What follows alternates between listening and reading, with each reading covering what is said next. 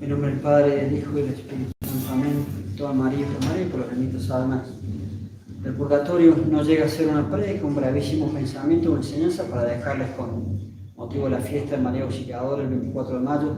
Decir María Auxiliadora sin duda que es lo mismo que decir Don Bosco, y decir Don Bosco también al revés es lo mismo que decir María Auxiliadora de todas las advocaciones de la Santísima Virgen. Sin duda que Don Bosco quiso escoger esta y siempre fue un símbolo de todo lo que es la congregación de los salesianos y Don Bosco.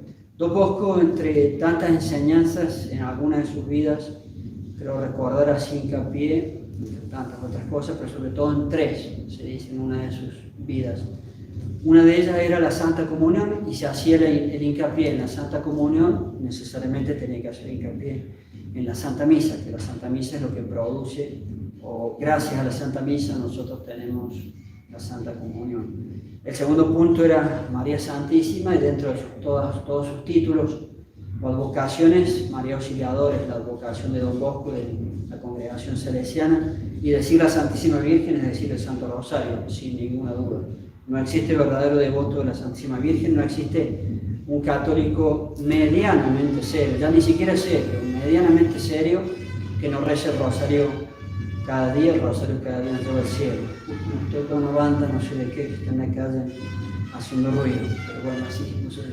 Entonces no existe un católico sin la Virgen y el Rosario, y para ser medianamente serios nuestro catolicismo, el Rosario cada día. Don Bosco era así por lo mismo que él fomentaba la devoción de María Auxiliadora. Y el tercer punto, que en todas las vidas de Don Bosco, como decir, se pone o se trae a colación el Papa, la figura del Papa. Don Bosco vivió en una época en donde se atacaba muchísimo al Papa. Don Bosco vivió en una época en donde se definió el dogma de la infalibilidad del Papa. En la misma época vivió Don Bosco, y con el mismo Papa que la hizo definir a través del Concilio Vaticano I, que fue el Papa Pío IX. Pero cuando él veía todos los ataques que sufría el Papa de la época, Pío IX él lo defendía a rajatabla, por supuesto, y cuando Pío IX define la infalibilidad, que el Papa no se puede equivocar, también defendía a su figura. Y de allí que los salesianos han tomado la costumbre a través del tiempo de darle nombre a sus colegios, o por lo menos los colegios más importantes, y en las ciudades capitales en general, o en las ciudades más importantes, les han dado siempre el nombre a algún Papa. Acá en Bogotá tienen varios colegios antiguos, cuando realmente eran hijos de Don Bosco. Hoy en día están en todo el modernismo que nos ha destruido. Pero cuando eran realmente hijos de Don Bosco, el colegio más importante y más hermoso, la construcción es hermosísima, Papa León XIII se llama acá en Bogotá. En la capital de mi país, el colegio gigantesco y también muy hermoso, porque es del 1900 más o menos, la construcción es muy hermosa y gigantesca, Papa Pío IX, en honor del Papa.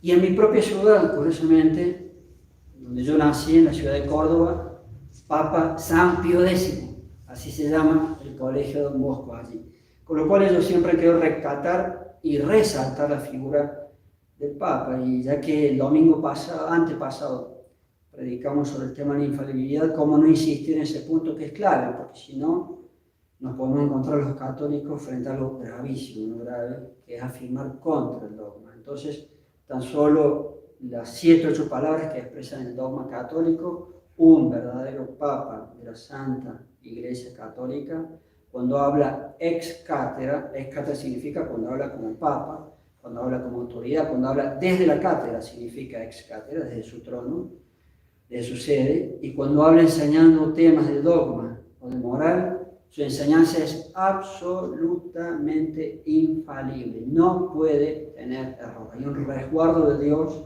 para que el Papa, cuando habla como Papa, cuando habla ex cátedra sobre dogma moral, no puede cometer error. No hay ningún error, ni puede siquiera haber error. No puede caer en herejía, un verdadero Papa, en afirmar algo contra el dogma o afirmar algo contra la moral. Y el error que se puede deslizar allí, y que yo lo explicaba en mi prédica hace unos 10 días, es limitar la infalibilidad papal y por lo tanto estar afirmando algo contra el dogma, con lo gravísimo que es, y decir que el Papa es solamente infalible cuando en su magisterio o enseñanza utiliza el magisterio solemne.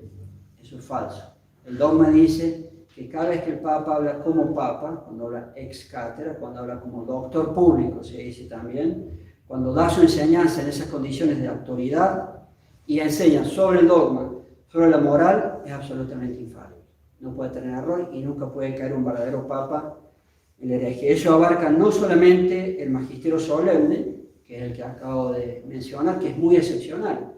Existe, pero es muy excepcional. Como les decía, en 170 años ha habido 2 veces magisterio solemne, sino que abarca todo magisterio del Papa, porque el dogma dice, cuando él enseña como Papa, cuando él enseña ex cátedra, en moral y en dogma, es absolutamente infalible.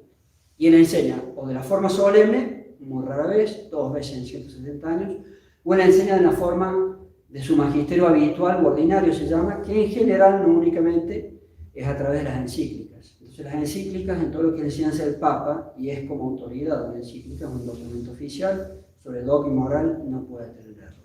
Afirmar lo contrario es afirmar contra el dogma. Entonces que nos sirva la fiesta de María Auxiliadora, la fiesta de Don Bosco, en definitiva, María Auxiliadora de Don Bosco, para resaltar la figura de los verdaderos papas de la Santa Iglesia Católica. El último que tuvimos fue Pío XII, y recalcar que un verdadero papa de la Santa Iglesia Católica no puede enseñar error en materia de dogma, con su magisterio tanto solemne como común, ordinario, ni en materia de moral. Y eso tenemos que ser bien conscientes los católicos y defender la verdad de nuestro dogma. Entonces, en honor de María Santísima, en su título de auxiliadora, María Auxiliadora, queríamos recalcar tan solo eso. Ave María Purísima, sin pecado concebida, en nombre del Padre, y del Hijo, y del Espíritu Santo. Amén.